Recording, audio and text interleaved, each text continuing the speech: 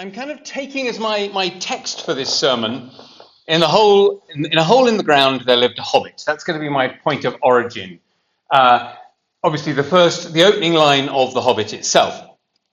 The structure of the talk, I'm going to start by talking about the way in which contemporary paleoanthropology, so the study of ancient human forms, ancient human evolution, has been energized by Tolkien as a source, an imaginative source. So that's going to be my kind of point to start with. I'm then going to move in the second part of the talk to think about how Tolkien himself ponders questions of human evolution and the porous boundaries of what it is to be human in his own Middle-earth writings, particularly focusing on hobbits and to an extent the Druidain, the Woses. And then for the final section of the talk, I'm going to come back around to thinking about paleoanthropology and think about why it is specifically that Tolkien is of use imaginatively and attractive imaginatively to paleoanthropologists today, to people who are thinking about human evolution and human prehistory. And just to suggest a couple of ways in which Tolkien might be a valuable resource for that science as it stands at the moment. So that's the structure of the talk. So starting then with the paleoanthropology of Middle-earth, and I'll explain why I've spelt it like that and put it in inverted commas. Well, you'll see that as the lecture goes on. In a hole in the ground, there lived a hobbit. This hobbit was found in September 2003 in Liang Bua Cave on the island of Flores in Indonesia, known prosaically as specimen LB1. She was a very small hominid. The exact date of the fossil varied at different estimates, probably now between 50 to 70,000 years ago. And she was described in October 2004, given the species name Homo floresiensis, human from Flores, and described in Nature. There were a couple of articles came out on the same day in Nature. One was an account of the archaeology, another was a taxonomical description. And she's had various nicknames. She's sometimes been referred to as Flo, but she was mainly known and is mainly known as a hobbit. And this nickname was proposed by Mike Morwood, who was the New Zealand scientist who led the archaeological dig. And Morwood wrote in his account with Penny van Oosterzee of this discovery, the name hobbit was said to mean hole builder or hole dweller, which also seemed appropriate, given that LB1 had been recovered from a very deep hole. That is the hole. That's Liang Bua Cave. I'm not sure it really fits Tolkien's description of a hobbit hole. I suspect it is quite a nasty, dirty, wet hole filled with the ends of worms and an oozy smell, or it might be a dry, bare, sandy hole with nothing in it to sit down on or to eat, but it doesn't look much like a hobbit hole. It doesn't look much like comfort. By the way, this very famous reconstruction is, of course, as you can tell, immediately gendered male, even though the complete fossil, or near complete fossil, was female. There were several other fossils which were drawn on in the description. So why did Morwood settle on this name, and how did that ramify? His account of it suggests that at least part of the purpose was sheer mischief. He writes, the main appeal of using it as a species name, so this was not only the nickname, but the idea that you might call the species Homo hobbitus. The main appeal of using it as a species name was the thought of learned types at conferences having to seriously discuss the attributes and evolutionary history of Homo hobbitus. His colleague, Peter Brown, an Australian paleoanthropologist, and who was actually the lead author on the taxonomical article. Morwood was the lead author on the archaeological article. Morwood, in the meantime, sent him an unequivocal email. As the referees note, the lunatic fringe are going to have a field day with the Flores midget. The last thing I'm willing to do is pour fuel on that particular fire. This is what any reference to hobbits or midgets would do. I can't believe you could be serious about this. Everyone would think you'd gone nutty.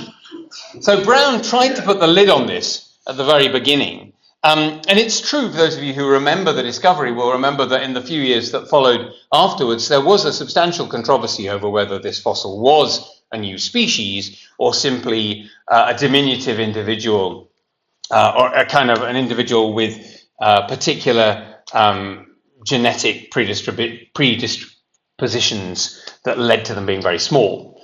And also microcephalic, so having a very small head. the consensus is that the Homo floresiensis is undoubtedly a species. But that wasn't the case for a few years. Anyway, as Morwood writes, as it transpired, the matter was out of Peter's hand.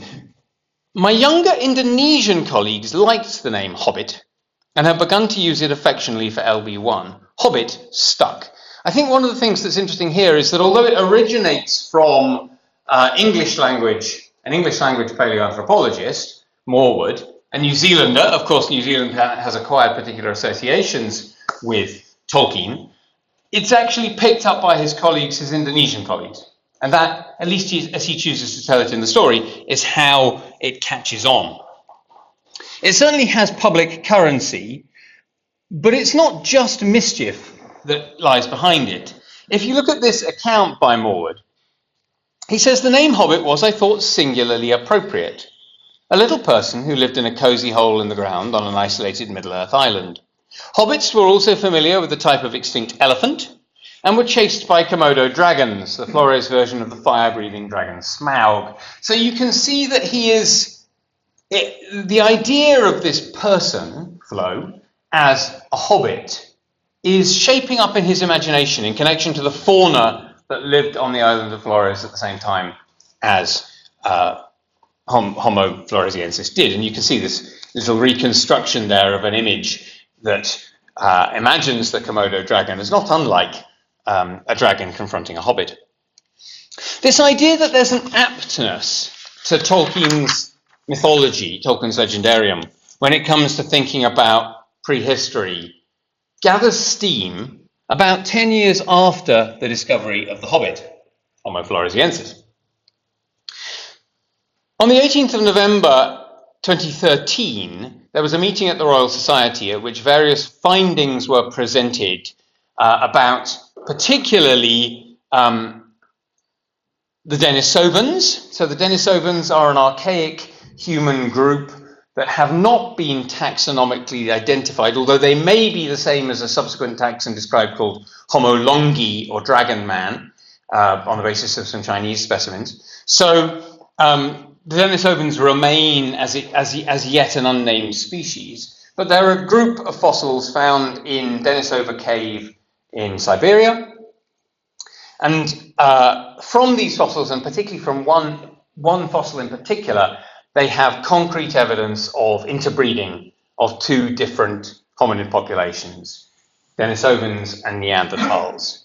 We also know from other genetic research that our own genomes include the DNA of Neanderthals, of Denisovans, in different proportions depending on where you're from in the world. So Denisovan DNA makes up up to 4% of the DNA of people from Papua New Guinea, indigenous Australians, East Asians. Neanderthal DNA is more widely spread across Eurasian populations. Neither of them are particularly prominent among African populations because they were both species that evolved outside Africa. All this is evidence of interbreeding among ancient human-like groups, as this report in Nature calls it. And a particular geneticist called Mark Thomas, he's at UCL, was interviewed by the press. Thomas didn't actually present these findings, but he attended. And his quote, what it begins to suggest is that we're looking at a Lord of the Rings type world, was widely dispersed by the media in the aftermath of this event. And the particular reason for this, as I pointed out, is interbreeding. Interbreeding went on between the members of several ancient human-like groups. I personally can't stand the films of The Lord of the Rings, that they provide me with some degree of kind of visual material to use. So we have Aragorn and Arwen, who indicate interbreeding within Tolkien's legendarium. The fossil you can see there is known as Denny, and it's a remarkable fossil. It's a young piece of a young girl. But one of her parents was, I'm just checking the details here, yeah, so her father was a Denisovan and her mother was a Neanderthal. So she's a first generation hybrid of two different human, what we would now currently think of as paleoanthropologically as species. So this idea that we've got a Lord of the Rings type world then acquires currency, and particularly paleontologists, paleoanthropologists start to write about Middle Earth. We've already seen that phrase in Morewood's account of Homo floresiensis, the Hobbit, a little person who lived in a cosy hole in the ground on an isolated Middle-earth island. Now, I want to linger on that just for a moment, because there is no reason at all that I can think of to conceive of Flores as a Middle-earth island, and yet he does so. Middle-earth doesn't have small tropical islands that we're acquainted with. Numenor is the only island I can think of in Middle-earth pretty well at all, but it's certainly not a feature of the landscape, and yet something in Morewood's mind leads him to think about this as a Middle-earth island, or refer to it as a Middle-earth island. And that phrase, Middle-earth, is then picked up by Clive Finlayson. So Clive Finlayson is, he was the director, he may still be the director of the museum in Gibraltar. He's an expert on Neanderthals, particularly. He's actually slightly, his view of human evolution is somewhat within a minority, because he doesn't really believe in distinct species. He sees humans as a population that fluctuates and changes. So he doesn't necessarily identify Neanderthals as a distinct species, but he does identify them as a distinct primate form, a distinct, a distinct form of humanity. And he writes about that arena of human evolution as Middle-earth. By 1.7 million years ago, he writes in his book, The Improbable Primate, early hominids were widespread across a vast area of northern, eastern, and southern Africa, Central and Southeast Asia, and we presume they also occupied the vast area in between. Here, I will refer to it as Middle-earth, the home of the first humans and their contemporaries. One of the things that I find really striking about Finlayson's book is at no point does he say he's taking this from Tolkien. There's no reference to Tolkien, but the phrase is unmistakably Tolkienian phrase. And like Tolkien, he goes on to map Middle-earth. This is a version of Tolkien's famous map of Middle-earth from The Lord of the Rings. This is Clive Finlayson's map of Middle-earth. So this is what Finlayson calls Middle-earth. So he's framing that space in which humans evolved, what we would once have called the old world, in these expressly Tolkienian terms. And he's not the only person to do it. The other person I want to draw attention to is Tom Higham, whose excellent book, The World Before Us, is a really, really good popular science account of up-to-the-minute research in paleoanthropology, and particularly the last 20 years, really, of that research. Higham is an Australian. He worked here at Oxford for a long time. He then he recently moved to Berlin. And in fact, some of you, I know, Kit, you were there, but some of you may have seen an event I did at the museum, which was interviewing Higham and Rebecca Ragg-Sykes about the connection between Tolkien and paleoanthropology around the same time as I first did the Dragons lecture. In The World Before Us, Higham expressly uses the term Middle-earth and identifies it as a Tolkienian term.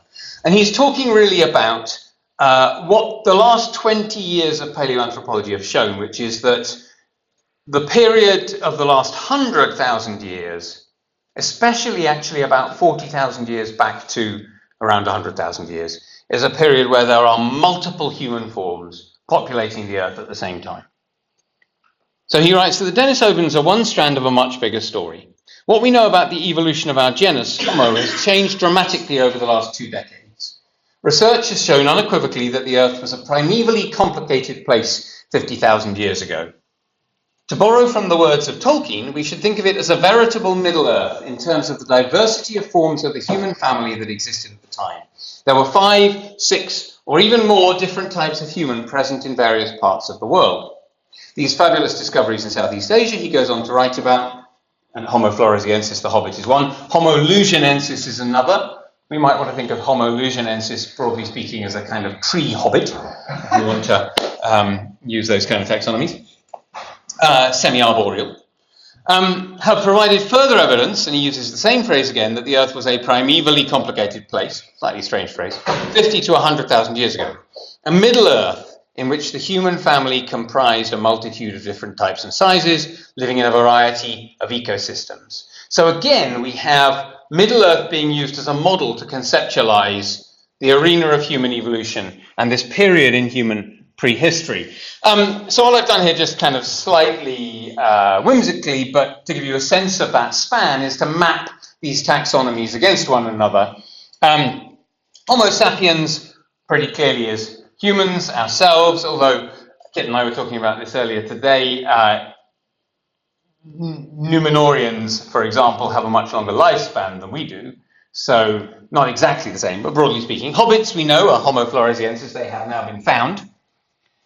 The reason I put elves next to Homo erectus is because they're a much more ancient form, an elder form. I'm going to come back to Homo erectus in due course at the end of the talk.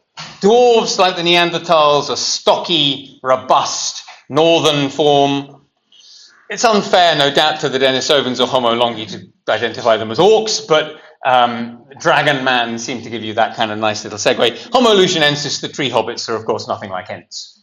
But you have this kind of sense of multiple different humanoid anthropoid forms living at the same time and coming into contact with one another, and that's what the interbreeding shows us unmistakably happened. It's that interchange, that those literal biological interchange, but also necessarily, therefore, interface cultural interchange between different kinds of human beings.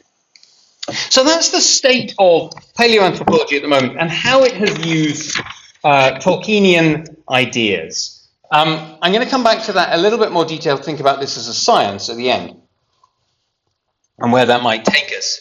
But let's move now back to Tolkien himself, because there is a purely fortuitous but rather wonderful, I think, alignment between what the paleoanthropologists have been doing with Tolkien and Tolkien's own conceptualization of Middle-earth as an alternative prehistory, an alternative period within the history of our own world. As he writes there, he jotted down in response to a review by Auden of The Return of the King, Middle-earth is not an imaginary world. The theatre of my tale is this earth, the one in which we now live, but the historical period is imaginary. You won't find Tolkien in Nicholas Roddick's classic study of prehistoric fiction, The Fire and the Stone, but I want to suggest you could do. It, in a way, belongs there. And this is perhaps clearest in a work that Tolkien was writing, never finished, around the same time as he was writing the published version of The Hobbit. So the mid to late 30s. He writes a time travel story called The Lost Road. I think, for my money, it's one of the worst losses from Tolkien's potential canon. It's extremely well written, very suggestive, very interesting tale, but it only gets to a couple of chapters. But he does map out what he intended the chapters to do, or imagined that they might do. And if you look at this little list, you can see that it starts with history, Lombard, Viking ship burials. It then goes into legend, Tir na Nog, and then we get into the realm of prehistory, a story concerning painted caves, the Ice Age, great figures in the ice, before the Ice Age. So it becomes clear that he's thinking about his legendarium at this stage, and particularly actually Numenor, you get that at the end there, and the period after the end of the First Age as being before the Ice Ages. So he's conceptualizing this in expressly prehistorical terms. So there's this, I find, enormously attractive synergy between the paleoanthropology, which is finding this world, if you like, in that period before the Ice Age, and Tolkien's own imagining of it. To go back to The Hobbit then, and the beginning of The Hobbit, that phrase in the hole in the ground there lived a hobbit that clearly set Mike Morwood's imagination running. These are a couple of Tolkien's several accounts of the supposed origin of this phrase. The first one is from a letter to Auden in 1955, so it's written nearly 20 years after the publication of The Hobbit. The second is from an interview in the 1960s, which you can listen to. For those of you who haven't heard the interview, it sounds a little bit like this. I wrote it as a relief from examining school certificate, as it was then called. One of the candidates had mercifully left one of the pages with no writing on it, which is the best thing that can possibly happen to an examiner, and I wrote on it, "In a hole in the ground there lived a hobbit." Names always generate a story in my mind. Eventually I thought I'd better find out what hobbits were like. And as you can tell, this is his account of it that he's been returning to across this decade from 55 to 64. I'm quite sceptical about this. I think it probably didn't happen. I'll tell you why in a moment. But certainly it's the story he chooses to tell about the origin. And this idea that you have to find out what something you've imagined is like. That idea of that Tolkien is discovering his world is something that he repeatedly formulates and thinks through as his kind of process. One of the reasons, by the way, for skepticism is that the dates shift. And the dates shift around, and they don't always tally with the memories of his children. But there are other reasons too, which I'll come to in a moment. But how does he go on to find out what hobbits are like? One of the ways, of course, is by telling stories about them, The Hobbit, The Lord of the Rings. But another, because of Tolkien being Tolkien, because of him being a philologist, is through etymology. And that's what I want to concentrate on for a moment now. So, in The Lord of the Rings, in the appendices to The Lord of the Rings, Tolkien gave two alternative etymologies for the word hobbit, both of which suggested it was a sort of contraction of Holbittler. But Holbittler, hole builder, as he says in the first one, seems to actually be itself potentially an invented word, a translation of Kud Dukan, hole dweller. And that seems to be the definition he settles on, because when he came to write to the OED in 1970, they'd asked for a definition of hobbit. He suggested that it be defined as one of an imaginary people, a small variety of the human race, that gave themselves this name, meaning hole dweller, but were called by others halflings, since they were half the height of normal men. The reason I put Morwood back there is just to point out to you that Morwood, although he's a New Zealander, is not primarily inspired by the films of Tolkien's Lord of the Rings. He's clearly read the appendices. So this is a man who has read his Tolkien in some degree of detail, because, as he said, he gives both of those etymologies here in his account. Now, this idea, this etymology, hole dweller, hobbit, it's not a new etymology. Tolkien, as a philologist, will almost certainly have been well aware of its precedent. Its precedent is the word troglodyte, troglodutes, one who creeps into holes, hoi troglodutoi, troglodytes, as name of an Ethiopian tribe who dwelt in holes or caves. That's from Liddell and Scott, the classic Greek-English lexicon of the 19th century. And there's a quotation also from a 19th century translation of Pliny there. The troglodytai make excavations in the earth which serve them for dwellings. So this emphasis on dwelling, which, as you can tell there, becomes the OED definition, the OED etymology for hobbit, is actually a translation of, so hobbit itself is a translation of troglodyte, the cave-dwelling peoples in Ethiopia. Now, I pointed out that Morwood is aware of this derivation, hole dweller. We see it going through troglodytes. Tolkien, in this sense, forms a bridge between Morwood and some of the earliest thinking about different human kinds that we find in Linnaeus.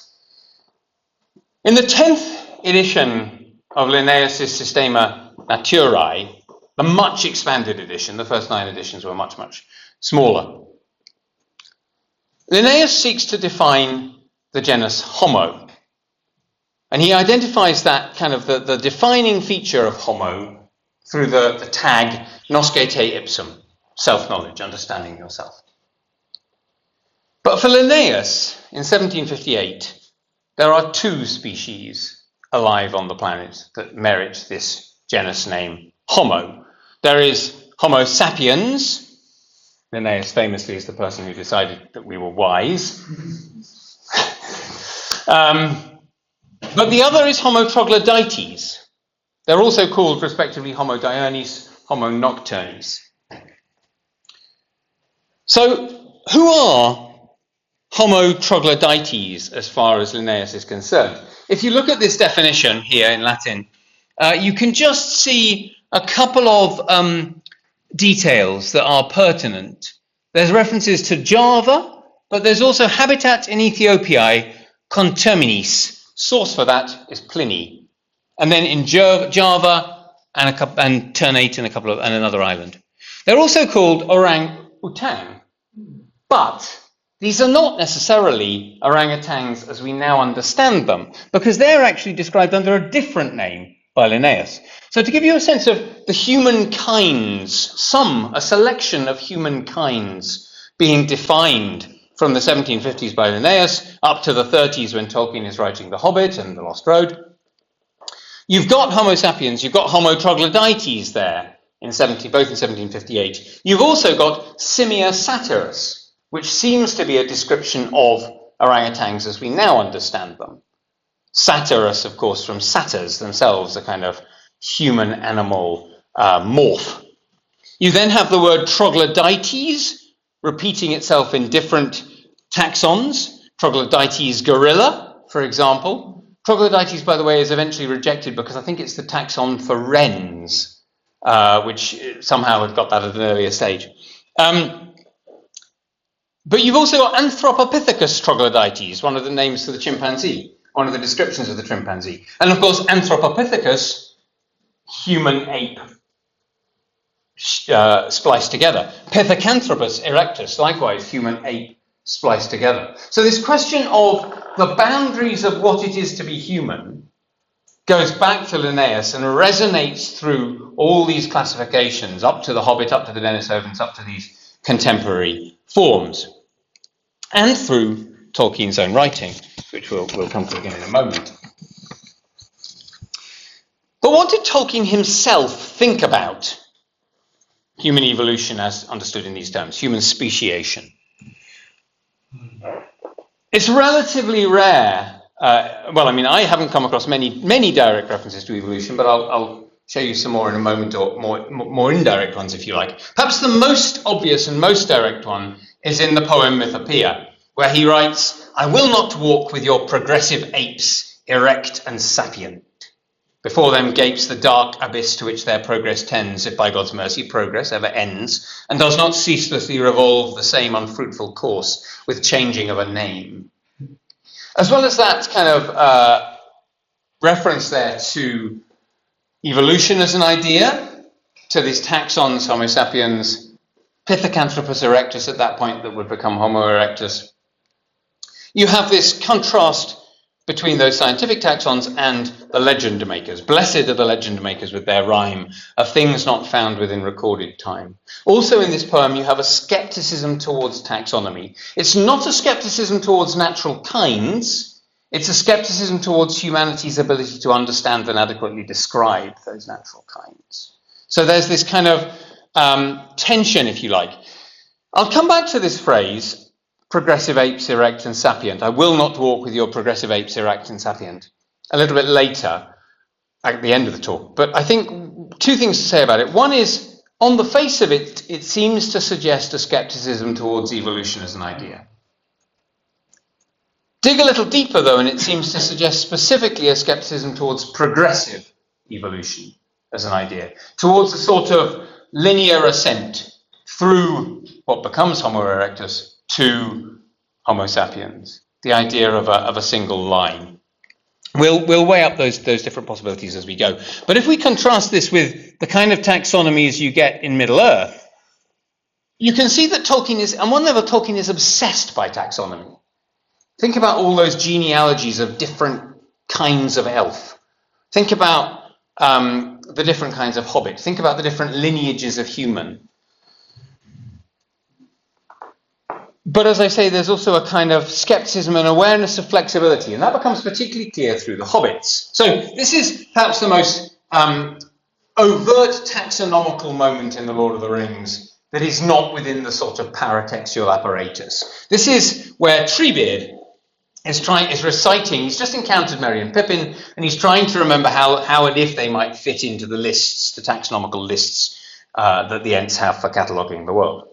Learn now the law of living creatures. First name the four, the free peoples. Eldest of all the elf children, dwarf the delver, dark are his houses. Ent the earthborn, old as mountains. Man the mortal, master of horses.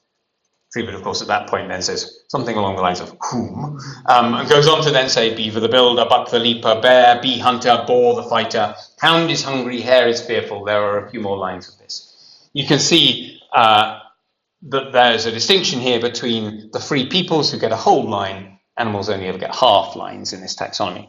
Pippin says, why not make a new line?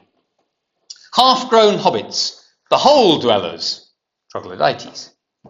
Put us in amongst the four, next to man, the big people, and you've got it. So Pippin is asking for the hobbits to be inserted into this taxonomy, to be given a place as, in effect, one of the free peoples. I guess you'd have to correct the taxonomy to now be first name the five, the free peoples. But he sees them going in next to man, next to the big people. There's a kind of affinity there. And this is because hobbits, at least as far as we can tell, are actually evolved from humans, from the big people. The others of those kinds, the elves, the dwarves, the ents, the human beings per se, all have discrete creation stories within Tolkien's Legendarium. They're not evolutionarily related to one another. They're not subject to evolution in that sense. But hobbits appear to be a place where evolution enters into Tolkien's imaginative frame. He says that it's plain indeed that in spite of later estrangement, hobbits are relatives of ours, far nearer to us than elves or even than dwarves. And there's an interesting thing there, that dwarves are actually not even of the children of Ilúvatar, according to Tolkien. So you'd sort of imagine elves might be closer. And he writes elsewhere about elves being a type of human. But what he's offering us here is this idea that hobbits are closer to us even than dwarves. What exactly our relationship is can no longer be discovered. Yet it is clear that hobbits had in fact lived quietly in Middle-earth for many long years before other folk became even aware of them. So it seems to imply that they are relatives to humans, they enter relatively late into the stories, they seem to be evolved from humans. We'll come back to that idea in a minute. But before we do so, it's worth thinking of another possible way of thinking about hobbits, another point of origin for some of these stories, aside from the etymology. And this is in anthropology, particularly 1930s anthropology. This is a letter that was written to the Observer newspaper. I think it's 1938. Yeah, February 1938.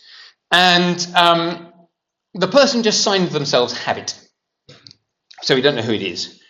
And what this person noted was that Julian Huxley, in one of his recent lectures, referred to the little furry men seen in Africa by natives, and although dimly in moonlight, by at least one scientist. And the Habit then asks, what I should like to know is whether these creatures provided the inspiration for Professor Tolkien's attractive Hobbit. Habit then goes on to also ask about other questions about the source of the name and so forth. This is Julian Huxley. Julian Huxley was the grandson of Thomas Henry Huxley, known as Darwin's bulldog. Julian Huxley was also the person who came up with the phrase the modern synthesis, which is the combination of Darwinian natural selection with Mendelian genetics, and which emerges in the 1930s around this time. It's not, well, so let's look briefly at Tolkien's response to this. Tolkien wrote a letter. He actually wrote a letter to the editor of the Observer, which I don't think he intended to be published, but it was published. And he says, with regard to the Habit's principal question, there's no danger. I do not remember anything about the name and inception of the hero. This is one of the reasons why I'm a little bit skeptical about that 1955 story that The Hobbit came about through writing that opening line on an exam paper. He certainly doesn't choose to declare that at this point.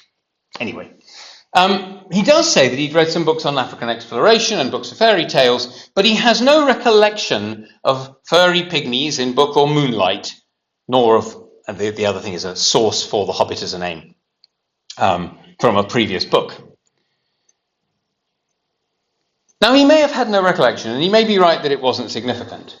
Maybe that there was no connection, but there is at least an affinity between Huxley's account of an East African tribe called the Gumba, possibly but not certainly extinct, and Tolkien's hobbits. This is not from that lecture. I don't know what lecture Habit was referring to, but this is from a book that Huxley wrote a few years earlier, which is a sort of popular anthropological travel narrative set about Africa, and which I suspect is the source, the material that Huxley was elaborating on in his lectures in the mid-30s. He talks about when the Kikuyu first arrived, all the country in the area was densely forested, much of it apparently inhabited by a race of pygmies, cunning, hairy little hunters. Tolkien makes the point that hobbits are only hairy on their feet. Like their surviving relatives of the Congo, who were called Gumba and lived in roofed-over shelters dug into the ground. So there's an affinity with how the Gumba and how the hobbits live. There's also an affinity in what happens to them. And again, this is where we get to think about how hobbits came to be hobbits. The Gumba, according to Huxley, were gradually squeezed out of existence, unless, he says, the rumours of their survival among the forests of Kenya Mountain be true. That's where you have that idea of people being seen by moonlight. That process of being squeezed out of existence by bigger people is also what very nearly happens to the hobbits. Tolkien reflects extensively after the writing of The Lord of the Rings on that world that he's created or accounted for in there, and obviously in the Silmarillion material too. And particularly even in the early 70s, he's still writing, thinking about how hobbits came to be hobbits. The much later dwindling of the hobbits must be due to a change in their state and way of life. They became a fugitive and secret people. Driven as man, the big folk became more and more numerous, usurping the more fertile and habitable lands to refuge in forest or wilderness. A wandering and poor folk forgetful of their arts, etc. For cruel men would shoot them for sport as if they were animals. In fact, they relapsed into the state of pygmies. The implication is that hobbits physically as well as culturally dwindled due to what we might think of as the pressure, the evolutionary pressure exerted by being hunted, treated as animals by humans. It's interesting here again to think about Pippin's very clear insistence that there are people in that taxonomy. They get the full line. They're not animals. Tolkien here refers to the Druidain too, and he's thinking a lot about the Druidain, the Woses, the other stunted race, he calls it here, in the 1970s. There's a very interesting and valuable article. Oh no, hang on a moment. I'll come back to the article in a moment. But let's take a pause on the Druidain, because we can go back here to Linnaeus. Hobbits, a translation of Troglodytes. The wild men of the woods, the Woses, thus they talk together from afar. This is Elfhelm talking to Merry about the drumming noise. Garnberry Garn says, if you live after the darkness, then leave wild men alone in the woods and do not hunt them like beasts anymore. There's another name for Homo troglodytes besides Homo nocturnis, and that is Homo silvestris, the wild men of the woods. That's there in the description by Linnaeus. So both the Woses and the hobbits are in effect different refractions of that taxon that Linnaeus imagines, never having encountered one of these beings to describe in the flesh, is what it's saying. There's, of course, another source here for the Woses, which is medieval literature, the idea of the Wadwos. Though intriguingly, Tolkien translates Wadwos as wood trolls in his translation of Sigurd and the Green Knight, dehumanizing the Wadwos in that form. So let's think about this question of the humanity of the Druidain. And I want to take here a prompt from Virginia Lulling in her article, An Anthropologist in Middle-earth, which is published in Malon in 1995. Lulling was herself an anthropologist. She worked in East Africa, particularly the Horn of Africa. She was a human rights activist. She worked for Survival International for many, many years, as well as writing books like that one there about the Aboriginal people in Australia. And she reflected on the Druidain, talking about how in The Lord of the Rings, she says they're a sort of identikit savage, but how Tolkien then picked up on the hints he planted in that book and started to think them through again. And she suggests that Tolkien's later thinking about the Druidain is almost a retraction. a deliberate putting of distance between himself and 1930s anthropology, like the work of Julian Huxley. Lulling's views, I think, are incisive, but they're also particularly striking and interesting to us because she was a student here at Oxford, she studied at Somerville, she studied Old Norse, and she studied with Tolkien. So she is herself an anthropologist, educated by and informed by Tolkien, coming to reflect back on Tolkien's own writing. And this is an example of one of these late notes, much like that late note I showed you on the Hobbits, published in the Unfinished Tales, where he's clearly thinking about the Druidain and their relationship to, or their status as, humans. He starts with the Púcailmen, those statues. The identity of the statues of Dunharrow called Púcailmen with the wild men was not recognised. Neither was their humanity, hence the reference by Gan Barry to persecution of the wild men by the Rohirrim in the past.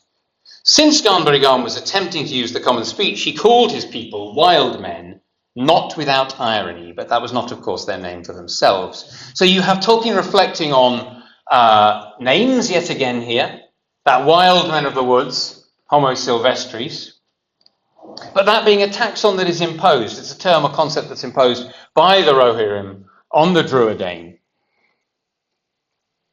Taking then both of those groups, the Hobbits and the Druidain, we see, as I said, two refractions of Homo troglodytes from Linnaeus, but we also see two very different responses. The Hobbits wanting to be identified as a separate people. They're derived from humans, they evolved from humans, but they don't want to be categorized under the heading human or man within Treebid's taxonomy. They wish to claim their own status. The wild men, on the other hand, wish to have their humanity recognized, their being and identified as such. And Tolkien is alert to the dehumanizing treatment of the wild men. Okay, let's close this then with the last 10 minutes thinking about how this plays out in contemporary science, how it might play out, how it does play out. I've talked about prehistoric fiction. I mentioned Nick Ruddick's book, The Fire in the Stone. There has been a recognition among scientists, paleoanthropologists, of the influence of explicit prehistoric fiction on themselves and on their career and on their science. So you've got two little quotations here. The first one, David Reich, whose research was substantially a lot of the research that was presented at that meeting of the Royal Society in 2013, or leading one of the groups. He talks here about William Golding, The Inheritors, a fantastic novel about Neanderthals that is published in 1955, so exactly contemporaneous with The Lord of the Rings. Jean Auel and the Clan of the Cave Bear series. How they were anticipating the science by dramatizing encounters, direct encounters between humans and Neanderthals. Rebecca Ragg Sykes, another contemporary paleoanthropologist, particularly expert on Neanderthals, talks about Auel as an inspiration for practicing paleoanthropologists. So there is a kind of sense in which paleoanthropology can and has looked to fiction, but in neither of these cases are we actually seeing it directly shaping the science as such, more confirming the science, if you like. And there's certainly been some skepticism towards the idea that one ought to invoke fiction. Henry G. there was the editor of Nature who edited the papers on Homo floresiensis. He is also the author of The Science of Middle-earth, and as he says in his own account there, a paid-up Tolkien geek. But he's deeply skeptical about the idea, or he was when it came out, when Homo floresiensis was discovered, about the danger of associating paleoanthropology and a particular story, a particularly well-known story, Tolkien's story. He talks about the immensity of cultural baggage that comes with the name Hobbit. The problem lies not with now, but the years to come. Will researchers looking at LB1 ever be able to study it without having their thoughts being crowded out by images of Bilbo Baggins? So there's this possible danger. There's a certain kind of resistance from certain circles in science. And he mentions Richard Dawkins as somebody who shares perhaps unsurprisingly, shares a similar view.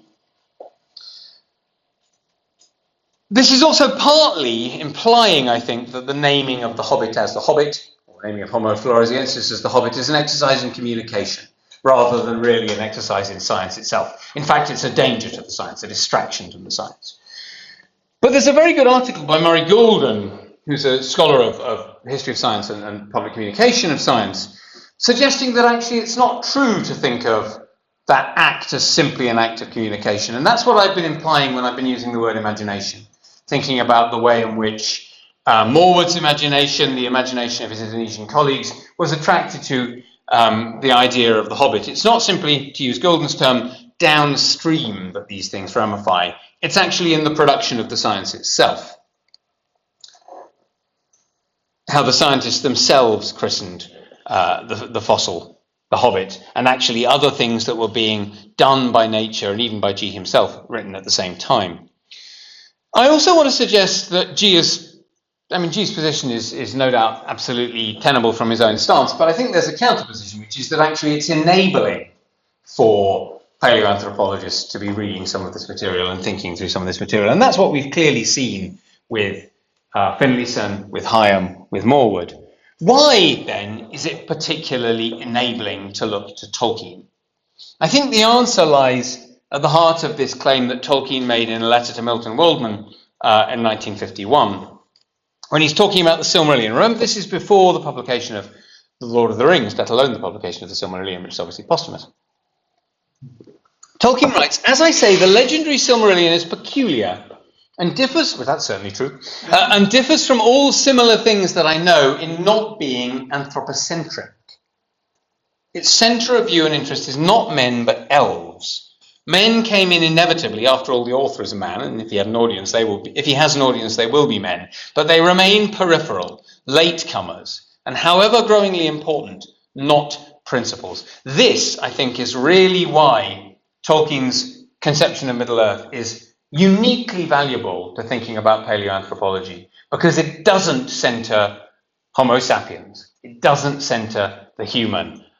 It doesn't confirm those progressive apes that end up at the sapiens as the inevitable end point. It takes us back to a world in which there are multiple human forms interacting, and it's not clear that one is necessarily superior to any of the others. You can see this, I think, in the resonance of some of these quotations by current paleoanthropologists. So I'm not aware of Chris Stringer having ever talked about Tolkien in these terms, or about paleoanthropology in Tolkienian terms. You may have come across Stringer's name. He was based at the NHM in London, the Natural History Museum in London. He's sort of the first person who's always rolled out by the radio and the papers to comment on any new paleoanthropological find in England, particularly. And he writes in his book, The Origin of Our Species, "We can only inhabit one version of being human, the only version that survives today. But what is fascinating is that paleoanthropology shows us those other paths to becoming human, their successes and their eventual demise, whether through failure or just sheer bad luck." And again, that idea that there are other ways to be human, other forms of people, is what Tolkien offers us and offers the paleoanthropologists. Hyam likewise writes, "Sediment DNA," so this is how we get Denny, the fossil Denny, is astonishing, the science that can be used to trace. Actually, Denny was found among a vast bag of fossils that had to be sorted out. But you can now use DNA testing of actually the sedimentary soil itself to establish what humankinds were living there. Sediment DNA has the potential to unlock so much about our past, and more of the truth about what happened in the Middle and Upper Paleolithic, when modern humans met Denisovans and all of the other characters in the prehistoric Middle Earth.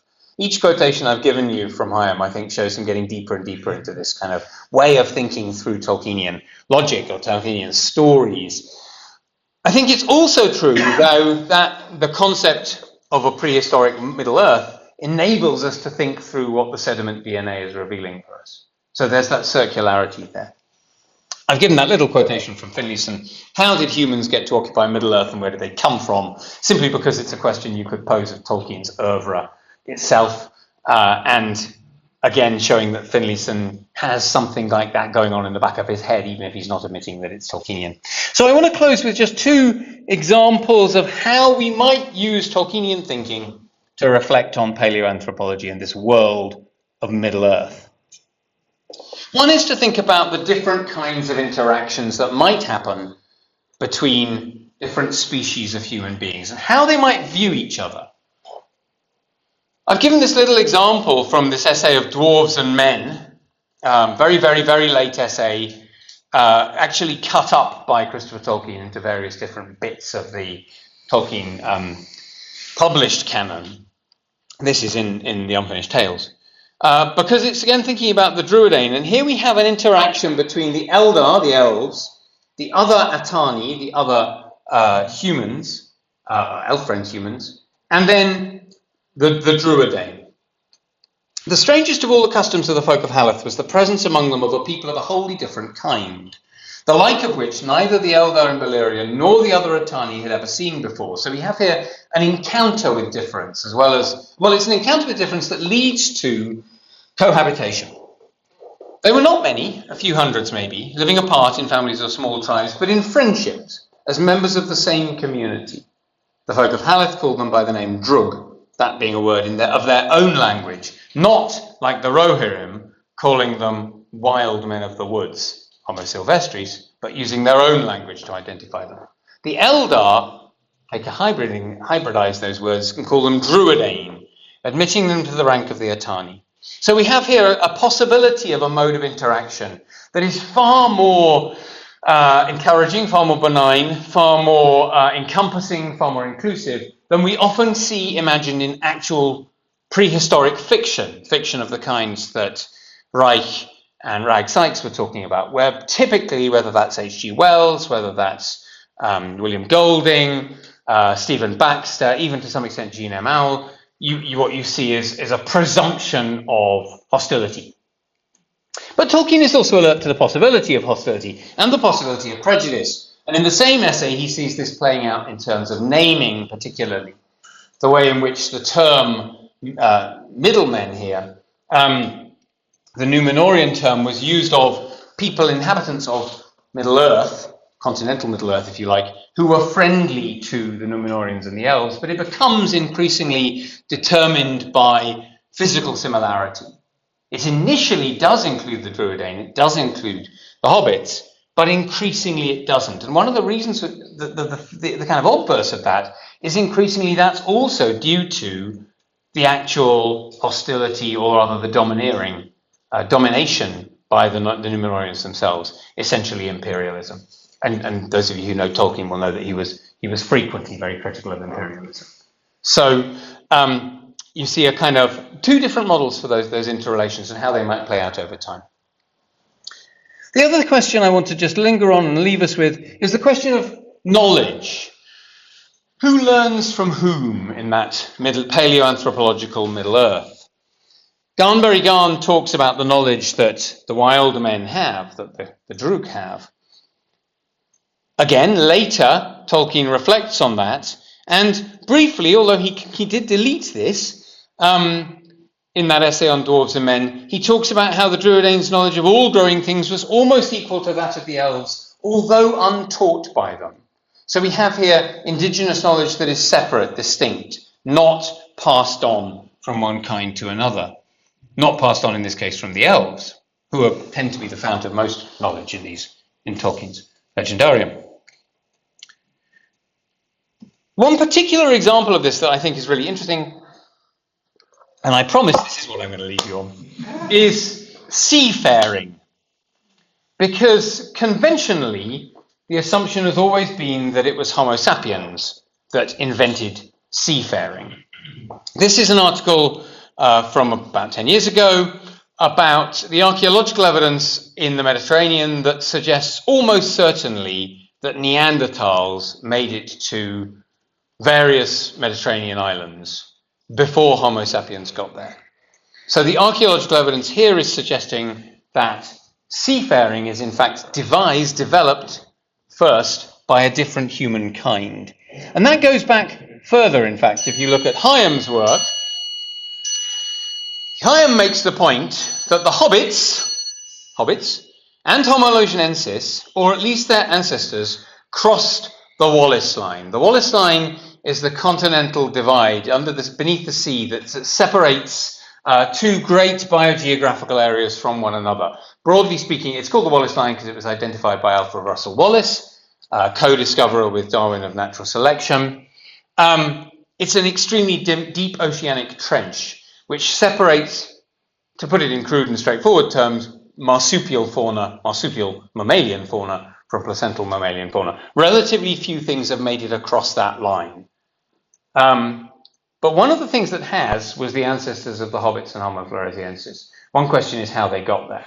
The other question that is clear, it seems fairly clear in Holmes' mind, is that the high presence of Denisovan DNA in Australasian populations suggests it's entirely likely that the Denisovans also made it across that line. So we have multiple potential examples of pre-human human seafaring. The reason I got that picture of the Silmarillion there is, of course, because it's the elves who are the seafarers. And I promised I would come back to Homo erectus. Robert Bednarik, who's something of a maverick in anthropological circles, but who I would like to think might be onto something, suggests that it's in fact Homo erectus who was the first seafarers. It appears, he suggests, that Homo erectus was the greatest colonizer in the phylogenetic history of the primates, and also the greatest achiever in a cultural sense. The capacity to domesticate natural systems and energies, for complex communication, for symboling, presumably for perceiving constructs of reality, i.e. all the traits fundamentally defining modern humans, were first developed by Homo erectus. And what Homo sapiens sapiens has added to this cultural capital is much less significant, seen in proper historical perspective. Bednarik's logic really is that to do that seafaring, you need all of these other things. You need complex communication. You need complex technologies. You need effectively symbolic structures. Now, Bednarik, as I say, is still an outlier. But I hope you can see how thinking through a Tolkienian lens enables us to imagine that actually Homo erectus, who have always been put in that hierarchy behind us in the path of progressive apes, should be considered another human type. Perhaps even the human type from which we learnt many of the things that we ourselves know. Or maybe we learned that from many other types too, the Denisovans, the Neanderthals. So hobbits, as Tolkien said, were indeed an unobtrusive but very ancient people. When they were found 20 years ago, they started in train this process by which our understanding of the paleontology of humanity, of the evolution of humanity, of that world which we and other humans inhabited for, well, tens of thousands of years, but also hundreds of thousands of years if you go back to other species, looks much more like Tolkien's Middle-earth than it does like even the worlds of other forms of prehistoric fiction.